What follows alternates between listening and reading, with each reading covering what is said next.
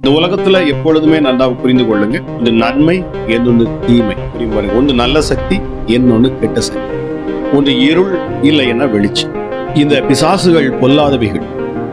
நம்ம அதுகிட்ட சிக்கிட்டோம் அப்படின்னா, அதுக்கு ஒரு தடவை நீங்க உங்க இருதயத்தை கொடுத்துட்டீங்க, நீங்க இடம் கொடுத்துட்டீங்க அப்படின்னா அது உங்களை விட்டு அவ்வளவு ஈஸியா போகாது. இதை குறி சொல்லக்கூடிய ஆவிகளை தேவன் வெறுக்கிறார். இன்னைக்கு நிறைய பேரு அதை அறியாம இருக்கிறாங்க. இன்னைக்கு போய் அவங்கள்ட்ட போய் குறி கேட்கிறாங்க. அது அசுத்தாவி. அது பாதாளத்திலிருந்து வரக்கூடிய பொல்லாத பிசாசுகள். உனக்கு நான் சொல்லவே முடியாது. நீ வணங்குற தெய்வம் அது மிகுந்த சக்தி. எந்த குறி சொல்ற ஆவி உங்களை குறித்து சொல்ல முடியாது. உங்களை கண்டா பயப்படும். உங்களை குறித்து அதால எதுவுமே சொல்ல முடியாது. அதுக்கு ஒன்று மட்டும் தெரியும், நீங்கள் தேவனுடைய பிள்ளைகள் என்பதை தெரியும். Praise the Lord. கிறிஸ்துவுக்குள் பிரியமானவர்களே, ஆண்டவராகிய இயேசு கிறிஸ்துவின் நாமத்தில் நான் உங்களை வாழ்த்துகிறேன். மீண்டும் இந்த நாளிலேயும் நாம் குறி சொல்லும் ஆவிகளை குறித்து நாம் சற்று பார்க்க போகிறோம், தியானிக்க போகிறோம். பிரியமானவர்களே, இதுக்கு முந்தின வீடியோவில் நாம் மாந்திரீகம் செய்கிறவர்கள் செய்கிறோடைய நிலைமை அது என்னவாகிறது, ஒரு மந்திரவாதியுடைய நிலைமை என்னவானது, செய்வினை செய்தால் அந்த வினை எப்படி அது திரும்ப செய்தவர்களே தாக்குகிறது என்பதை குறித்து நாம் பார்த்தோம். பிரியமானவர்களே, இன்றைக்கு நான் உங்களுக்கு சொல்லிக்கொள்ள ஆசைப்படுவது என்ன அப்படின்னா, குறி சொல்ல ஏவுகிற ஆவிகள், குறி சொல்லுகிற ஆவிகள். குறி சொல்லுவதும் ஒரு ஆவிகள் தான். நான் எப்பொழுதும் சொல்லுவது உண்டு, பிசாசுக்கு நன்மை செய்ய தெரியாது. வேதம் அதை குறித்து மிக தெளிவாய் சொல்லியிருக்கிறது. அவன் திருடன், இந்த திருடன் திருடவும் கொல்லவும் அழிக்கவுமே வருகிறானே அன்றி இவன் வேறொன்றுக்கும் வரவில்லை. பிசாசுக்கு நன்மை செய்ய தெரியாது. இந்த உலகத்துல எப்பொழுதுமே நன்றாக புரிந்து கொள்ளுங்க, ஒன்று நன்மை, என்னொன்று தீமை. இப்படி சொன்னா புரியும் பாருங்க. ஒன்று நல்ல சக்தி, என்னொன்று கெட்ட சக்தி. ஒன்று இருள், இல்லை என்ன வெளிச்சம். இப்படித்தான் ரெண்டு விஷயம்தான் இருக்குது. அப்போ நீங்க எதை செலக்ட் பண்றீங்க, எந்த இடத்துல எதை நீங்க யாரை செலக்ட் பண்றீங்க? நீங்க இருளை செலக்ட் பண்றீங்களா, இல்லை வெளிச்சத்தை செலக்ட் பண்றீங்களா, இல்லை என்று சொன்னால் தீமையை செலக்ட் பண்றீங்களா, இல்லை நன்மையை செலக்ட் பண்றீங்களா? இது உங்களுடைய கைகளில் தான் இருக்கு. கர்த்தர் சொல்லுகிறார், நன்மையும் தீமையும் உனக்கு முன்பாக நான் வைத்தேன். நன்மையும் தீமையும் உங்க முன்னாடி தான் இருக்கும். ஆனா அதை தெரிந்து கொள்ள வேண்டியது நம்முடைய கருத்துல இருக்கு. பிரியமானவர்களே, இந்த உலகத்துல அப்போ ரெண்டு பேருக்கு தான் யுத்தம் நடந்துகிட்டு இருக்கு, நன்மைக்கும் தீமைக்கும்.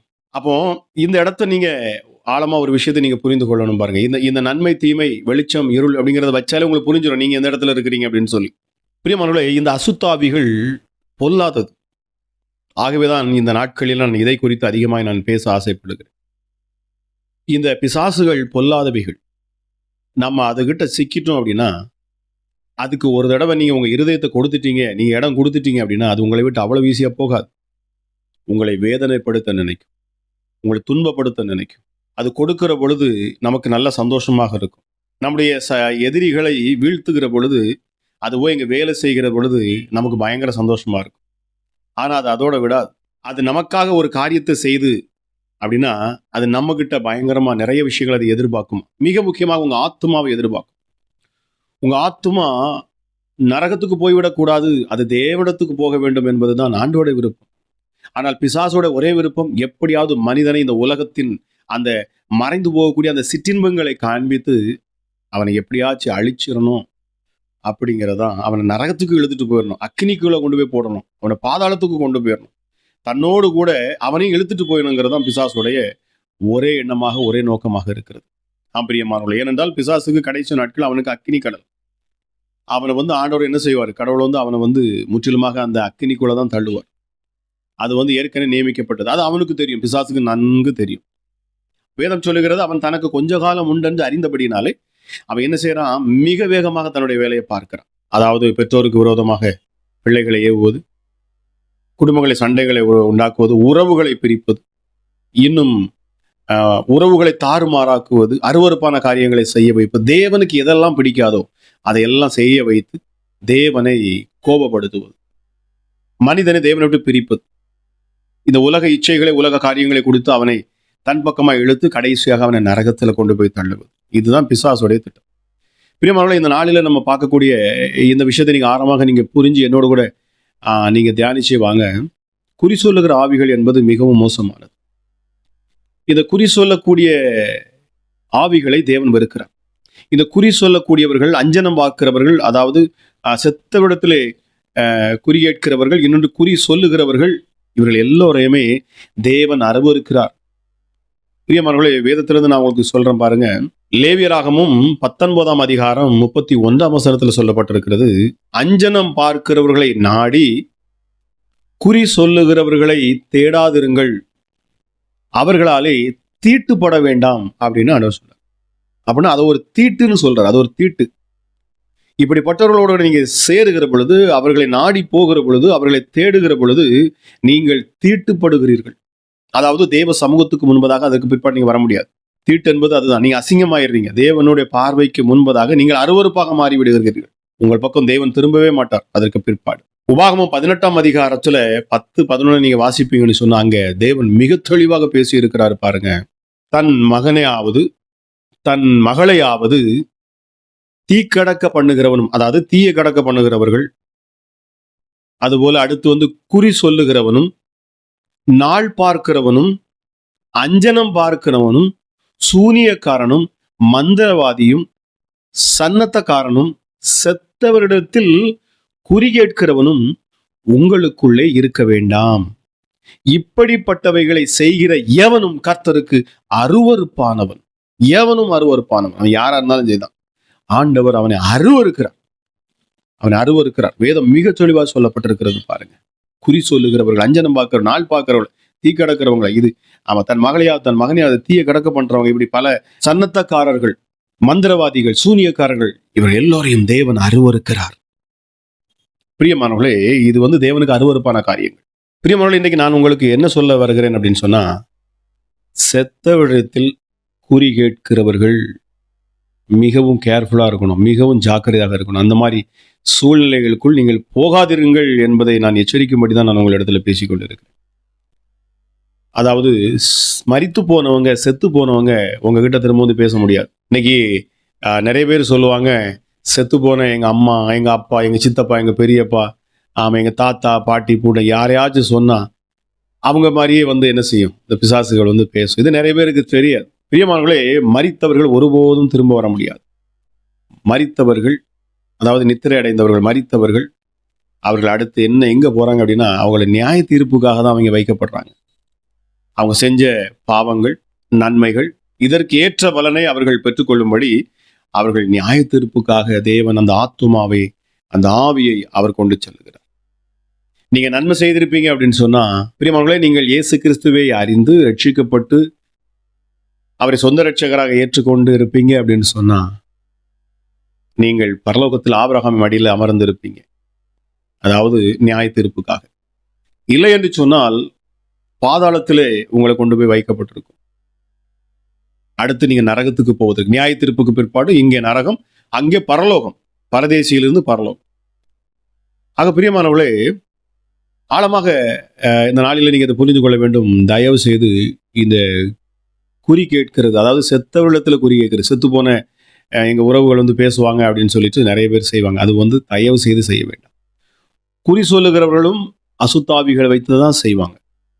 இந்த பிசாசுகளுக்கு என்ன அப்படின்னா நல்லாவே தெரியும். என்ன தெரியும் அப்படின்னா, உங்க வாழ்க்கையில முடிஞ்சு போன காரியங்கள் தெரியும்.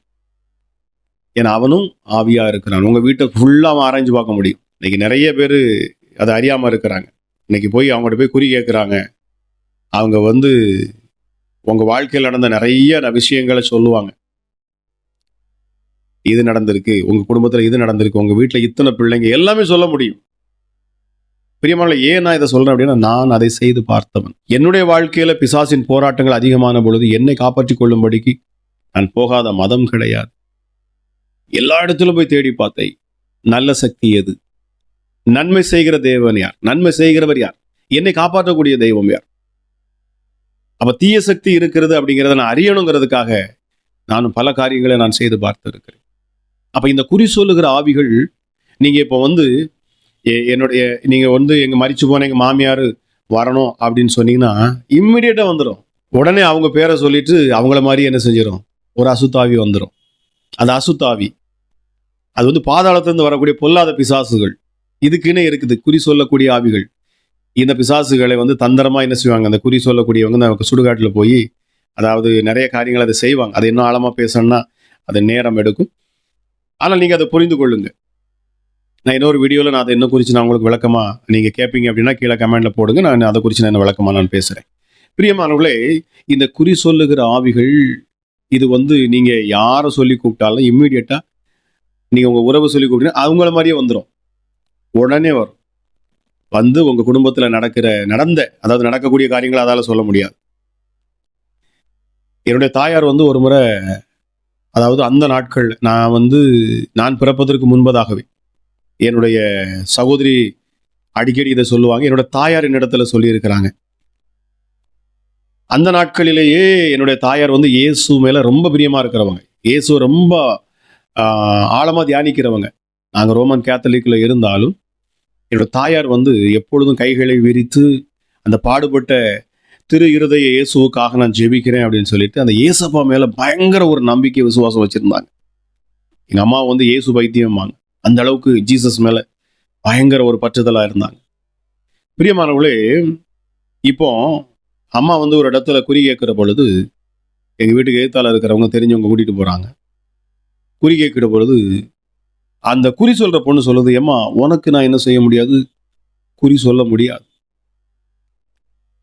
உனக்கு நான் சொல்லவே முடியாது. நீ வணங்குற தெய்வம் அது மிகுந்த சக்தி உள்ளது. நீ வணங்குற தெய்வம் உன்னை பாதுகாத்து அதுதான் நடத்தும். நீ வணங்குற இந்த தெய்வம் தான் அது அண்ட சராசத்தையும் படைத்த தெய்வம். ஆக நீ அந்த தெய்வத்தை பிடிச்சிருக்கிறதுனால உன்னை குறிச்சு என்னால எதுவுமே சொல்ல முடியாது அப்படின்னு சொல்லிச்சு. நிச்சயமா பிரியமானவர்களே, நீங்கள் ஆண்டவருடைய பிள்ளைகளாக இருப்பீர்கள் என்று சொன்னால், கிறிஸ்து இயேசுவை சொந்த ரட்சகராக ஏற்றுக்கொண்டு அவர் மேல விசுவாசத்தை நம்பிக்கையை வைத்து அவருடைய கற்பனைகளின்படி நீங்கள் செய்வீங்கன்னு சொன்னா எந்த குறி சொல்ற ஆவி உங்களை குறித்து சொல்ல முடியாது. உங்களை கண்டா பயப்படும். உங்களை குறித்து அதால எதுவுமே சொல்ல முடியாது. அதுக்கு ஒன்று மட்டும் தெரியும், நீங்கள் தேவனுடைய பிள்ளைகள் என்பதை தெரியும். இதைத்தான் நம்ம வேதத்துல கூட பார்க்கிறோம் இல்லையா? பவுல் ஜெபிக்க போகிற பொழுது அந்த வழியில குறி சொல்லக்கூடிய ஒரு பெண் ஆமா அவங்க அது என்ன செய்யுது, தினமும் அந்த பெண்ணுக்குள்ள இருக்கிற அந்த ஆவி அந்த பெண்ணையும் மீறி அது என்ன சொல்லுதுன்னா, நீங்க யாருன்னு எனக்கு தெரியும். ஆமா, நீங்க அந்த உண்மையுள்ள ஜீவனுள்ள தேவனை பிரசங்கிக்கிறவங்க. இப்படி அடிக்கடி சொல்லி சொல்லி இந்த பவுல் போகக்கூடிய பாதையில அதை டிஸ்டர்ப் பண்ணிட்டே இருந்திருக்கு அந்த பிசாசு. அந்த அசுத்தாவி அந்த பெண்ணுக்குள்ள இருந்து பேச பேச அந்த குறி சொல்ற ஆவி பேசினதுனால பவுலுக்கு கோபத்துல என்ன செய்யறாரு, இயேசுவின் நாமத்துல அந்த பெண்ணை விட்டு குறி சொல்ற ஆவி வெளியே போ அப்படின்னு சொன்ன உடனே அந்த குறி சொல்ற ஆவி அந்த பெண்ணை விட்டு வெளியே ஓடி போயிரு. இதனால் அங்க இருக்கிறவங்க எல்லாம் கோபம் அடைஞ்சிடறாங்க. ஏன்னா அந்த பெண்ணை வச்சு அதிகமான லாபங்களை அவங்க பார்த்து கொண்டு இருந்தவங்க, அந்த பெண்ணை வச்சு சம்பாதிச்சு கொண்டு இருந்தவங்க. நிறைய தேசத்துல இருந்து வெளி தேசத்துல இருந்து அந்த பெண்ணிட்ட குறி கேட்க வருவாங்களாம். அந்த பெண் செத்த ஆவியை வைத்து, அதாவது அசுத்த ஆவிகளை வச்சு அவங்க குறி சொல்லுவாங்க. ஸோ செத்த ஆவிகள்னு கிடையாது, செத்த மனுஷர்கள். மறுபடியும் சொல்றேன், செத்தவங்க வர முடியாது. அவங்க பேரை சொல்லி உங்களை ஏமாற்றும்படி பிசாசு வருவான். ஏன்னா பிசாசு அவன் பொய்யன், அவன் அழகா ஏமாற்றுவான். நம்ம ஏதோ வேதத்துல எழுதப்பட்டு நம்ம சிம்பிளா நினைக்கிறோம், அப்படி கிடையாது. அவன் பயங்கரமான ஃப்ராட். அவனால உங்களை பல தந்திரத்துல உங்களால சிக்க வைக்க முடியும், பல தந்திரத்துல உங்களை சிக்க வைக்க முடியும். பிரியமானவர்களே, அப்போ இந்த குறி சொல்லக்கூடிய ஏவுகிற இந்த ஆவிகள் இடத்துல நாம் என்ன செய்யக்கூடாது, போகக்கூடாது. இந்த குறி சொல்ல ஏவக்கூடிய ஆவிகளத்துல போகிறப்ப என்ன நடக்குங்கிறத நான் சொல்றேன். பிரியமானவர்களே, தேவன் இப்படிப்பட்ட குறி சொல்லக்கூடிய அஞ்சனம் பார்க்கக்கூடியவர்களை அவர் அருவருக்கிறார் என்று சொன்னார். அருவருத்தா என்ன நடக்கும்? தேவன் தம்முடைய முகத்தை அவர்களை விட்டு அவர் விலக்கி விடுவார். பிரியமானவர்களே, வேதத்துல 1 நாளாகமும் 10ஆம் அதிகாரத்தை எடுத்து வாசித்து பாருங்க. 10ல இருந்து 2 வசனம் வாசித்து பாருங்க. அங்க சவுலை குறிச்சு போட்டிருக்கும். இந்த சவுல் என்ன செஞ்சிருப்பான் அப்படின்னா, இதே போல செத்தரிடத்துல குறி கேட்கும்படி அஞ்சனம் பார்க்க அவன் நாடுவானான். ஆண்டவர் அவனை அபிஷேகம் பண்ணி வச்சிருக்கிறார். ஆனால் இவனுக்குள்ள அந்த எரிச்சல், தாவீது மேல எரிச்சல், பொறாமை, தாவீதுடைய அந்த செல்வாக்கு, அதாவது தாவீதுடைய அந்த வீரத்தை கண்டு, தாவீதுக்கு வரக்கூடிய புகழையும் பெயரையும் கண்டு இவனுக்குள்ள எரிச்சலும் பொறாமையும் வருது. தன் சொந்த மருமகன் அவனை கொல்லுவதற்கு ட்ரை பண்றான். அவனுக்குள்ள ஆண்டவர் கொடுத்த அந்த ஆவி வெளியில போய் வேறொரு ஆவி அவனுக்குள்ள வருது. இப்போ அவன் என்ன செய்யறான் அப்படின்னா, கடவுள்கிட்ட போகிறான், கேட்க பார்க்குறான். அதாவது எதிரிகள் வருகிற பொழுது, சத்துருக்கள் வருகிற பொழுது, அவனுக்கு விரோதமாக, நாட்டுக்கு விரோதமாக போர் செய்ய வருகிற பொழுது இவனுக்கு பயம் வந்துடுது. இந்த பயத்துல இவன் என்ன செய்யறான் அப்படின்னா, ஏன்னா சாமுவேலுங்கிற ஒரு தீர்க்கதரிசி இருக்கிறாரு, அந்த தீர்க்கதரிசி மரிச்சு போயிடுறான். இப்போ இவன் என்ன செய்யறான் அப்படின்னா, இந்த சாமுவேலுங்கிற தீர்க்கதரிசியை எழுப்பி நம்ம கூப்பிட்டுறணும், அதாவது குறி சொல்லுகிற பொழுது அஞ்சனம் பார்க்கிற இடத்துல போகணும்னு சொல்லி போகிறான். இப்பொழுது சாமுவேலை போலவே வேஷம் போட்டு ஏமாற்றுகிற பிசாசு அங்க வருது. அது வந்து என்ன சொல்லுது அப்படின்னா, நீ செத்து போயிடுவா. பிரியமானவர்களே, சாமுவேலை எழும்பி வர பண்ணுகிறேன்னு சொல்லிட்டு இவன் என்ன பண்றான், அந்த குறி சொல்லக்கூடிய பெண்ணை தேடி போறான். அஞ்சனம் பார்க்கக்கூடிய, இந்த ஏவல் பண்ணக்கூடிய அந்த பெண்ணை, குறி சொல்லக்கூடிய அந்த பெண்ணை தேடி போனதுனால, பிரியமானவர்களே, தேவன் என்ன செய்தார் தெரியுமா? இந்த இடத்துல மிக தெளிவாக கொடுத்திருக்கும். நான் வாசிக்கிறேன், கேளுங்க.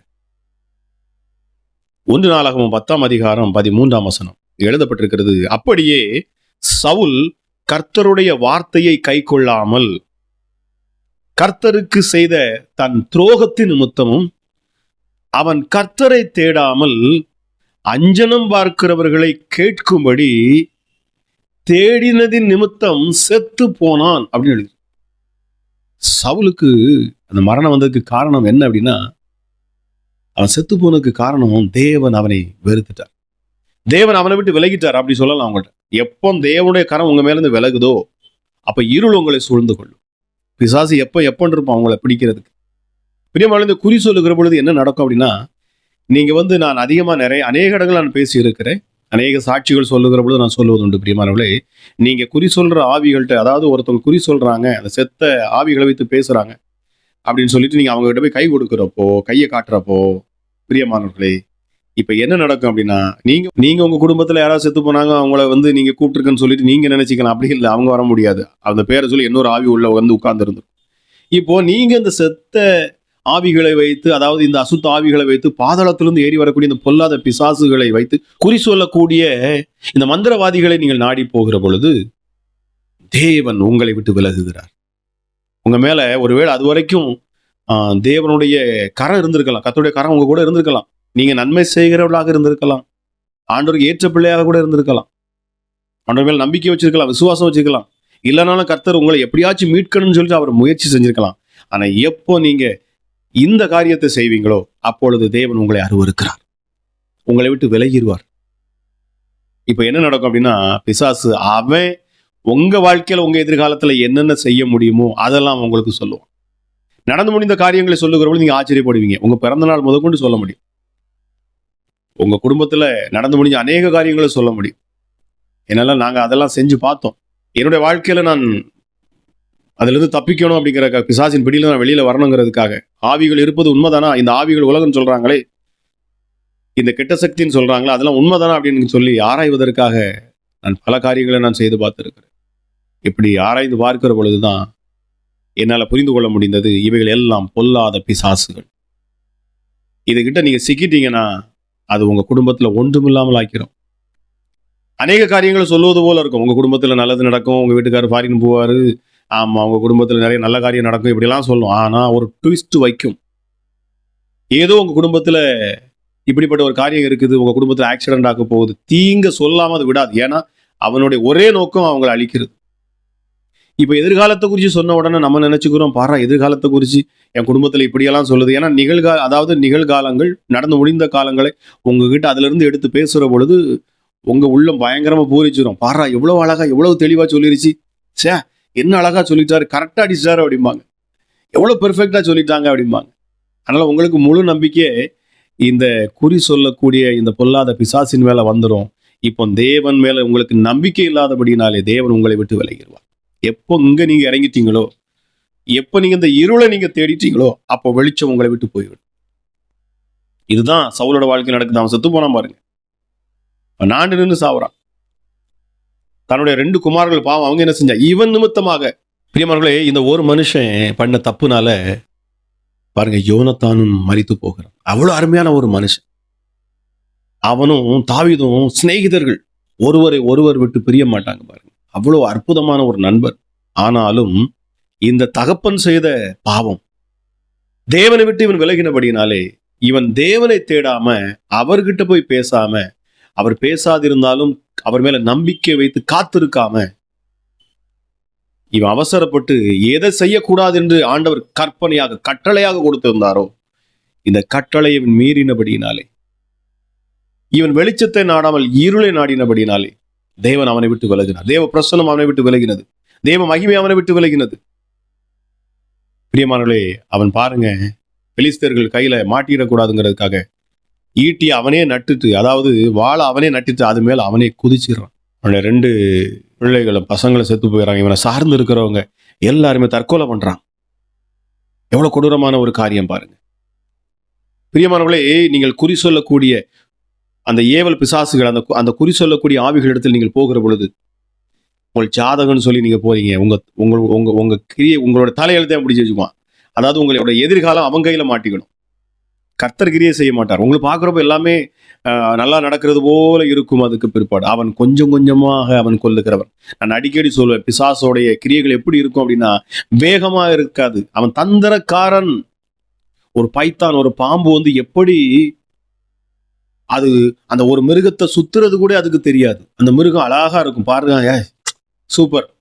இந்த பாம்பு பாருங்க, அது மேல சுத்துறப்போ நல்லா அழகா இருக்கும் தொடுறப்போ. அது எதுக்கு சுத்துது அப்படின்னா, அது தன்னுடைய ஹார்ட்டை வந்து மனுஷனுடைய, அதாவது இந்த மிருகத்துடைய அந்த ஹார்ட்டோடைய துடிப்பு, அந்த இதய துடிப்புல கொண்டு போய் வச்சு, அதுக்கு அப்புறம் தான் அது என்ன செய்யுமா, அது வரைக்கும் அந்த அந்த அந்த மிருகத்தை அனிமலை மெதுவாக தான் அதை பிடிச்சி சுத்திக்கிட்டே இருக்குமா.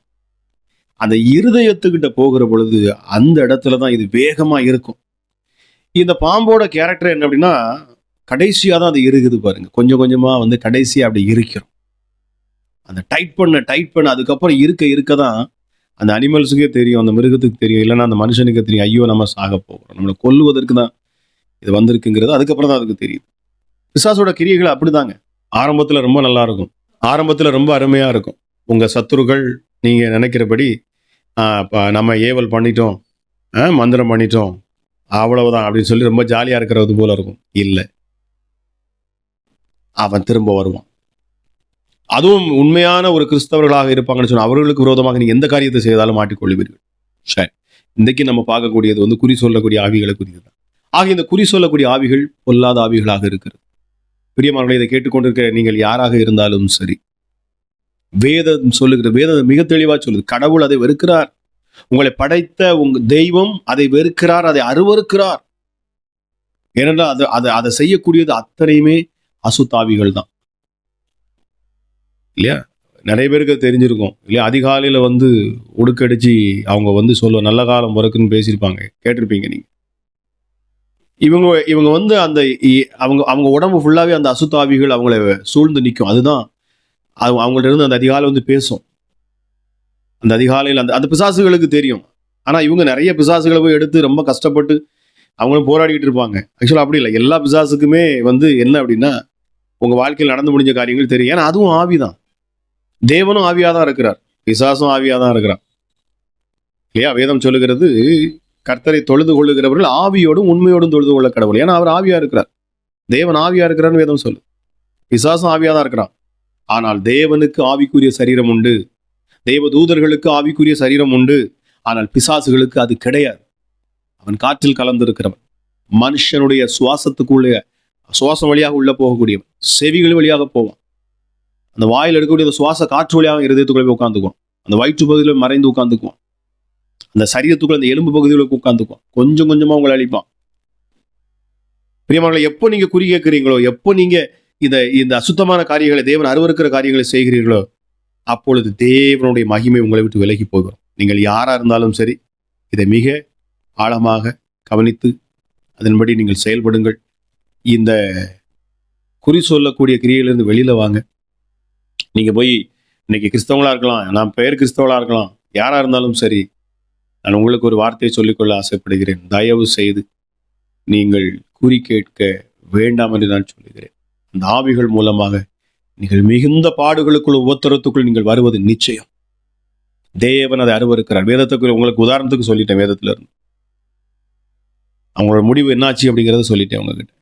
ஒரு சவுலுங்கிற ஒரு தேவ மனுஷன் தான், அதாவது அபிஷேகம் பண்ணப்பட்ட ஒரு மனுஷன். அவனுக்குள்ள இந்த எரிச்சல், கோபம், பொறாமை வந்தது நிமித்தமாக ஈஸியா அவன் போய் என்ன செஞ்சிட்டான், இந்த பிசாசுகள்கிட்ட போய் சிக்கிக்கிட்டான்.